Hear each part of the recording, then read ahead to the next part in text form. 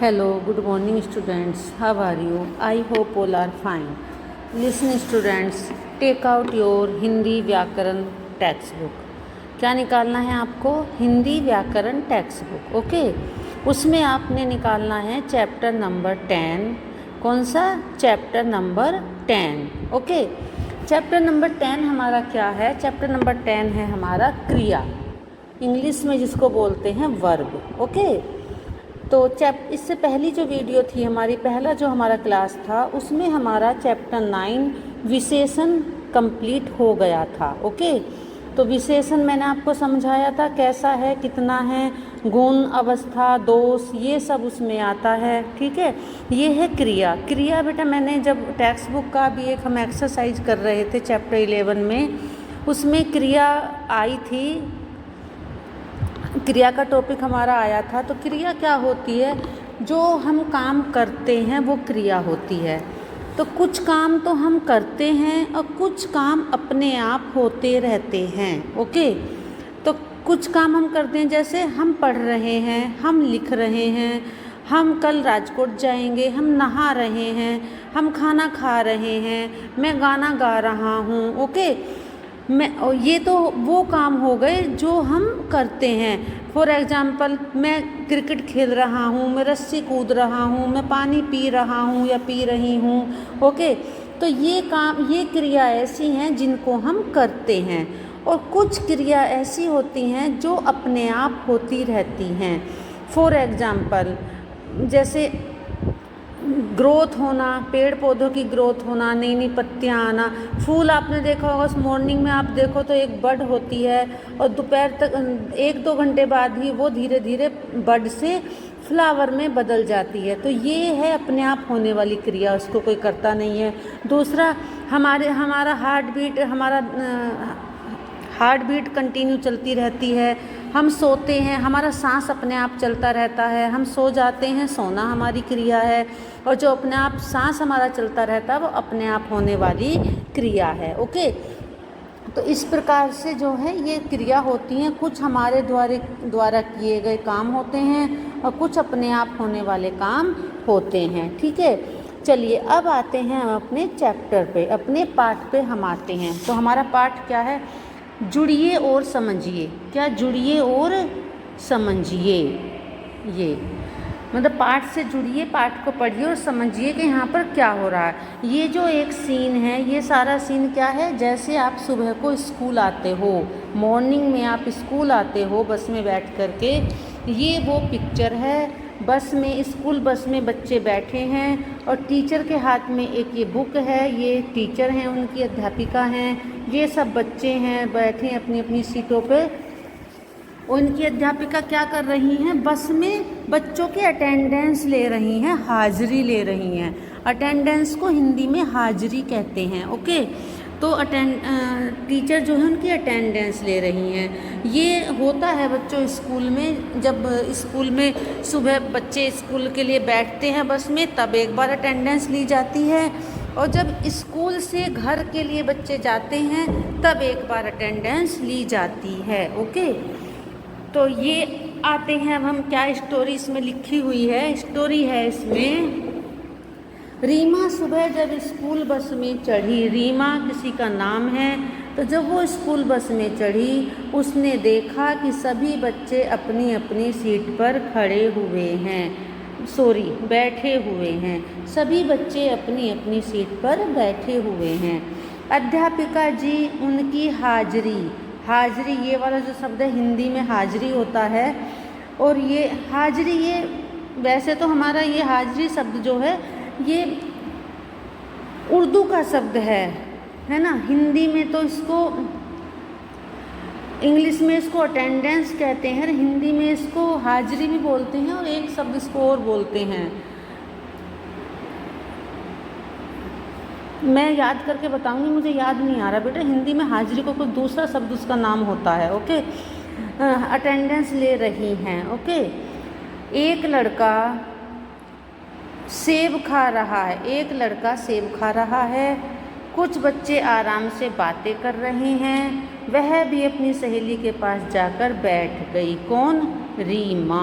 रीमा भी अपनी सहेली के पास जाके बैठ गई। ओके, उपर्युक्त वाक्यों में रंगीन शब्दों से किसी काम के होने या करने का पता चल रहा है। उपर्युक्त वाक्यों में पता चल, ये क्या है, चढ़ी, बस में चढ़ी, देखा, बैठे हैं, पढ़ रहे हैं, सो रही है, खा रहे हैं, ले रही है और बातें कर रहे हैं और बैठ गई। तो ये जो हमारे ब्लू वर्ड हैं, इनसे किसी ना किसी काम का होने का पता चल रहा है कि ये काम बस में हो रहा है, ये सब चीज़ें बस में हो रही हैं। चढ़ना, देखना, बैठना, पढ़ना, सोना, लेना, खाना, करना, बैठना आदि, ये सब क्या है, ये सब हमारे क्रिया शब्द हैं। कौन से शब्द हैं, ये सब हमारे क्रिया शब्द हैं। उपर्युक्त वाक्यों में रंगीन शब्दों से किसी काम के होने या करने का पता चल रहा है। उपर्युक्त वाक्यों में से उपरयुक्त, ऊपर जो युक्त हैं, ऊपर जो लिखे हुए हैं, उपर्युक्त उनको कहते हैं जो ऊपर लिखे हुए हैं। तो उन शब्दों से, जो नीले रंग के मैंने ये ब्लू लाइन, ये पिंक लाइन के पास लगाई है, इनसे किसी का होना या किसी का करने का या होने का पता चल रहा है। जैसे चढ़ना, देखा, बैठे, पढ़, सो आदि सभी काम हैं।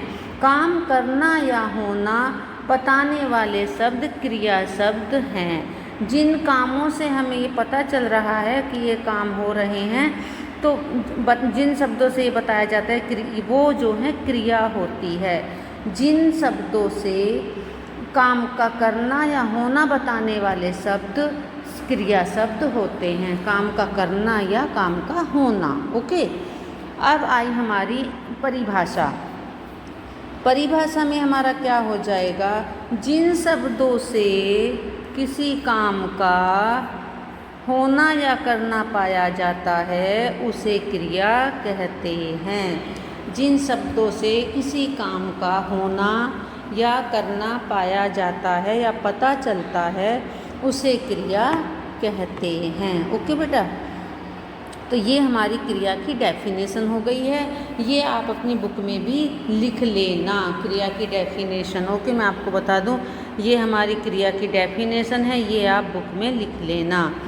ओके, चलिए अब आता है ना, क्रिया के बिना वाक्य अधूरे होते हैं। क्रिया के बिना वाक्य अधूरे होते हैं। क्रिया के बिना बेटा वाक्य पूरे नहीं होते। ठीक है, मैंने खाना, यहाँ कुछ नहीं है, क्वेश्चन मार्क। हम सब रेलवे स्टेशन, क्वेश्चन मार्क। तो बच्चों यहाँ क्या, मैंने खाना, तो ये वाक्य कैसा है, ये वाक्य इनकम्प्लीट है, ये वाक्य अधूरा है। हम railway station dash dash dash. अब क्या आइडिया लगाएं, हम रेलवे स्टेशन पर जा रहे हैं, हम रेलवे स्टेशन पर बैठे हैं, हम रेलवे स्टेशन पर खड़े हैं, रेलवे स्टेशन पर खाना खा रहे हैं। जब तक क्रिया शब्द नहीं लगेगा, जब तक हमें नहीं पता चलेगा कि हम रेलवे स्टेशन पर कर क्या रहे हैं। ऐसे ही फर्स्ट वन पे मैंने खाना खा लिया है, मैंने खाना नहीं खाया है, मैं तो खा लिया है, खाना नहीं खाया है। यहाँ भी जब तक नहीं कुछ लिखेंगे हम क्रिया शब्द, तो हमें प्रॉपर पता नहीं चलेगा। चलिए नीचे आते हैं। क्रिया के बिना ऊपर लिखे वाक्य अधूरे हैं। क्रिया के बिना ऊपर लिखे वाक्य अधूरे हैं, मीन्स इनकम्प्लीट हैं। ये कंप्लीट कब होंगे, जब हम इनमें क्रिया शब्द लगा देंगे। ठीक है, मैंने खाना खा लिया, तो यहाँ हमने ये ऐड कर दिया, मैंने खाना खा लिया। तो अब हमारा सेंटेंस प्रॉपर बन गया है, अब हमारा वाक्य पूरा हो गया है। राइट, हम सब रेलवे स्टेशन जा रहे हैं, या हम ऐसे भी बना सकते हैं, हम सब रेलवे स्टेशन पर बैठे हैं। जैसे अभी जो भी क्रिया हो रही है वो क्रिया हम लिख सकते हैं। ओके, ठीक है बच्चों, यहाँ पर हम जो भी क्रिया रेलवे स्टेशन पर बैठे हैं, या रेलवे स्टेशन जा रहे हैं, या हम रेलवे स्टेशन जाएंगे, तो जो भी क्रिया हमने करनी है वो हम इसमें लिख देंगे, हमारा सेंटेंस पूरा हो जाएगा। राइट, यहाँ वाक्य क्रिया के साथ होने से पूरे भी हैं और स्पष्ट भी हैं। यहाँ वाक्य क्रिया के यहाँ वाक्य क्रिया के साथ पूरे होने से पूरे भी हैं और स्पष्ट भी हैं। जब वाक्यों में हमारी क्रिया शब्द लग गया है तो यहाँ पर स्पष्ट मीन्स क्लियर, हमारे सेंटेंस क्लियर हो रहे हैं, हमारे वाक्य क्लियर हो रहे हैं और पूरे भी हो रहे हैं और क्लियर भी हो रहे हैं, राइट। अब आता है अतः वाक्य में क्रिया का होना आवश्यक है। तो अब हमें पता चला कि वाक्य में क्रिया का होना आवश्यक है, इम्पोर्टेंट है, ज़रूरी है। अगर हमारी क्रिया नहीं लगेगी तो हमारे शब्द अधूरे रहेंगे, हमारे वाक्य अधूरे रहेंगे। ओके। अन्य क्रिया शब्द फॉर एग्जाम्पल, मतलब अन्य क्रिया शब्द मीन्स फॉर एग्जाम्पल, उदाहरण के लिए खाना, पीना, रोना, दौड़ना, कूदना, सोना, होना, सोना, बोना, उगाना, उगना, काटना, देना, लेना, पढ़ना, लिखना, याद करना, गाना गाना, नाचना, उड़ना, लड़ना आदि। तो लिसन बेटा, अब मैं आपको इसमें से क्या बताऊंगी। मैंने आपको बताया था कुछ क्रियाएं हमारे द्वारा की जाती हैं और कुछ क्रियाएं अपने आप होती हैं। ओके। तो अब मैं आपको बताती हूँ कि अपने आप होने वाली क्रिया इसमें से कौन सी है। खाना, पीना, रोना, दौड़ना, कूदना, होना, सोना। कूदना किसी चीज़ का होना, बोते हम लोग हम क्रिया करते हैं, उगना नेचुरल है, काट देना, लेना, पढ़ना, याद करना, हमें किसी का भी ख्याल कभी भी आ जाता है। ओके। तो ये हैं अपने आप होने वाली क्रिया हैं यहाँ पर। अब बाकी क्रिया हमारे द्वारा की गई क्रियाएं होती हैं। ओके। चलिए नेक्स्ट, है, हैं, था, थे, होंगे, होगा आदि भी क्रिया शब्द होते हैं। एक के लिए है आता है, एक से ज़्यादा के लिए है आता है, वहाँ अनुस्वार लग जाता है, बिंदी लग जाती है। और यहाँ एक अगर हम पास्ट की बात करेंगे, भूतकाल की बात करेंगे, था लगेगा, और सिंगल के लिए था लगेगा। और पास्ट में हम एक से ज़्यादा के लिए या रेस्पेक्टेड पर्सन के लिए बात करेंगे तो थे होगा। और आने वाले टाइम में जो हम कल करने वाले हैं या हम 1 घंटा बाद करने वाले हैं, जो कल होगा या 1 घंटा बाद होगा, तो एक से ज़्यादा के लिए होंगे और एक से कम के लिए होगा। ओके। आदि भी क्रिया शब्द होते हैं। जैसे आज बुधवार है, कल मंगलवार था, तो ये है और था भी हमारे क्रिया शब्द हैं। ओके। आई होप आपका यहाँ तक क्लियर हो गया होगा बेटा।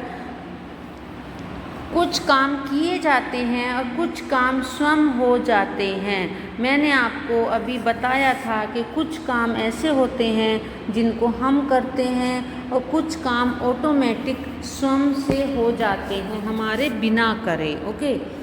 फॉर एग्जाम्पल, यहाँ पर हम उनके उदाहरण देखेंगे। कुछ काम किए जाते हैं, कुछ काम अपने आप हो जाते हैं। फर्स्ट वन, झरने से पानी गिर रहा है।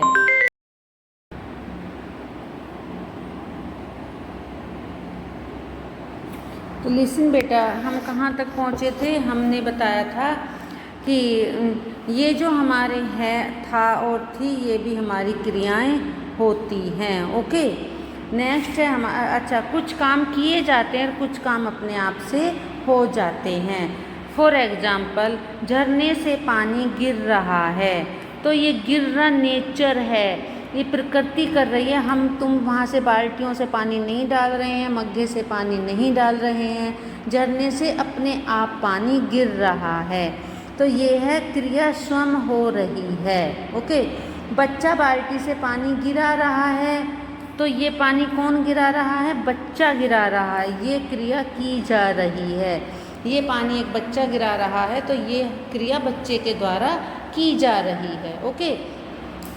खेतों में फसल उग रही है, जैसे मैंने आपको बताया है, हम खेतों में बीज तो बोते हैं, वो क्रिया हम करते हैं, लेकिन वो जो उगते हैं, पौधे बनते हैं, बड़े होते चले जाते हैं, उनको कोई पकड़ कर नहीं खींचता है, उनको कोई बड़े नहीं करता है, वो ऑटोमेटिक उगते रहते हैं, बड़े होते रहते हैं। वो स्वयं होने वाली क्रिया स्वयं हो रही है। नेक्स्ट है, किसान फसल काट रहा है। तो बेटा फसल बोई जाती है, फसल काटी जाती है, और उसकी जो ग्रोथ होती है, जो वो बड़ी होती है दिन पर दिन, वो अपने आप होती है। तो वो क्रिया स्वयं होने वाली होती है। लेकिन यहाँ पर फसल जो है किसान काट रहा है, तो क्रिया की जा रही है। किसके द्वारा की जा रही है? किसान के द्वारा क्रिया की जा रही है। ओके, अगर हम यहाँ पे कहें ये क्रिया पानी गिरा रहा है बच्चा बाल्टी से, तो क्रिया किसके द्वारा की जा रही है? बच्चे के द्वारा की जा रही है। ओके, तो लिसन स्टूडेंट्स, यहाँ तक आपको समझ में आ गया होगा। नहीं समझ में आए तो बेटा अच्छे से एक बार और आप देख लेना, सुन लेना। राइट, चलिए नेक्स्ट है अब हमारा टॉपिक क्रिया के भेद। मीन्स क्रिया कितने प्रकार की होती हैं। ओके, तो क्रिया कितने प्रकार की होती हैं हमारे सिलेबस के अनुसार? क्रिया के दो भेद हैं। मीन्स क्रिया दो प्रकार की होती हैं। क्रिया के दो भेद हैं। कौन कौन से? सकर्मक क्रिया और अकर्मक क्रिया। ये हमारी क्रिया है, इसके हमने दो पार्ट कर दिए हैं, सकर्मक और अकर्मक। ठीक है, अब आता है ये होती कौन कौन सी हैं। क्रिया हमने समझ ली। अब क्रिया के दो पार्ट हो गए हैं, दो भाग हो गए हैं। अब हमें समझना है कि क्रिया कौन सी सकर्मक है और कौन सी अकर्मक है। हमें कैसे पता चलेगा? तो यहाँ अब हम समझेंगे सकर्मक। से प्लस कर्मक प्लस कर्म के, यानी कर्म के साथ क्रिया का होना। से मीन्स, इसको हमने संधि विच्छेद किया है, से प्लस कर्मक। से मीन्स साथ, कर्मक मीन्स कर्म करने वाला, जो कर्म करता, कर्म करने वाला यानी कर्म के साथ। तो जो कर्म के साथ क्रिया होती है वो क्रिया सकर्मक क्रिया होती है। फॉर एग्जाम्पल, दीपक गिटार बजा रहा है। तो दीपक गिटार बजा रहा है, तो बजाना क्या है? क्रिया है। और वो किसके साथ की जा रही है? गिटार के साथ की जा रही है, क्योंकि वो गिटार बजा रहा है। ये वो क्रिया गिटार के साथ, बजाना जो है गिटार के साथ किया जा रहा है, गिटार के साथ बजाने की क्रिया की जा रही है। नेक्स्ट एग्जाम्पल है हमारा, नवीन पतंग उड़ा रहा है। तो उड़ा रहा है क्रिया है, लेकिन उड़ाने की जो क्रिया की जा रही है किसके साथ की जा रही है? पतंग के साथ की जा रही है। अगर पतंग नहीं होती तो वो कुछ उड़ाता ही नहीं, तो फिर क्रिया ही नहीं होती। तो क्रिया किसके साथ हो रही है? पतंग के साथ हो रही है। तो पतंग क्या हो गई? कर्ता, कर्म। कौन सा कर्म वो कर रहा है? तो पतंग उड़ा रहा है। ये गिटार बजाने का उसका कर्म है, वो गिटार बजाने का कर्म कर रहा है। राइट, अब आता है हमारा नेक्स्ट, उपर्युक्त वाक्यों में यदि